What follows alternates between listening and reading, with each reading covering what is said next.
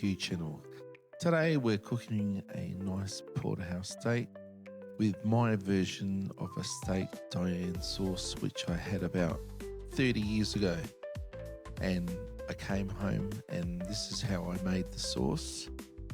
I had it at a place called Marcelina's in the city. Great place to go before and after you've been out at night.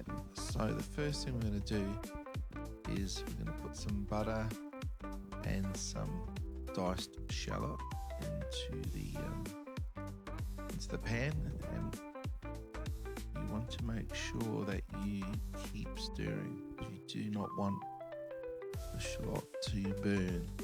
And in a little minute I'm going to be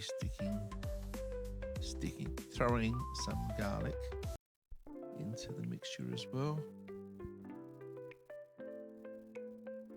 I remember trying this sauce when I went out one night, and I thought, wow, I'm gonna go home and try and make the same sauce. But this was my version, a true steak Diane sauce. Has a few different things in it. Well, there you go. I've thrown in some garlic. You want about close to a cup of milk. Then I've got some Worcestershire sauce and some soy sauce, equal amounts. And then the main ingredient that changes, that gives it that nice flavour, believe it or not, is Heinz tomato sauce. Yep, the type of tomato sauce you would put on a barbecue sausage. Like I said, you wanna get it to a nice thickness. So what I'm doing now is just showing you with the back of a spoon. You just run your finger along the back of it, and if it doesn't drip down, if the cream doesn't drip, then you know that is ready.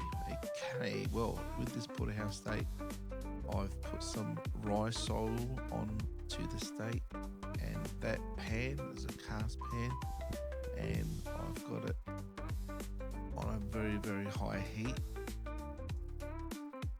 As most people would know, you take that steak out of the fridge at least anywhere from half an hour to an hour.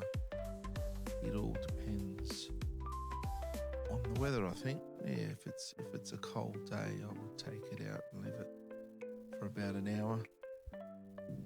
I don't put any seasoning on my steak, and what I'm doing is I'm flipping this steak every 15 to 20 seconds. Now I know that a lot of people will say, no, you just leave it for 2 minutes and then flip it over for 2 minutes. But yeah, I've just watched a few different videos over the years, and this, for some reason, seems to work the best. Again, I'm after a medium to rare quality of steak. So yeah, everyone's different, but yeah.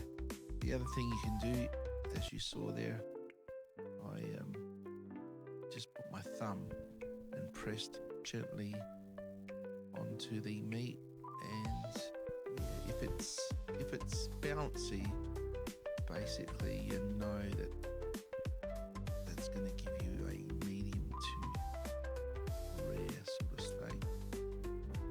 And there I'm just rendering off the fat of the steak. As you can see, there's a lot of smoke going. And again, as you know, rice oil, avocado oil, they can take the heat much better. If you put olive oil on this, it would just smoke out and leave a horrible taste. Okay, now I'm wrapping up the steak and I'm going to put it to sleep, depending on the thickness of the steak.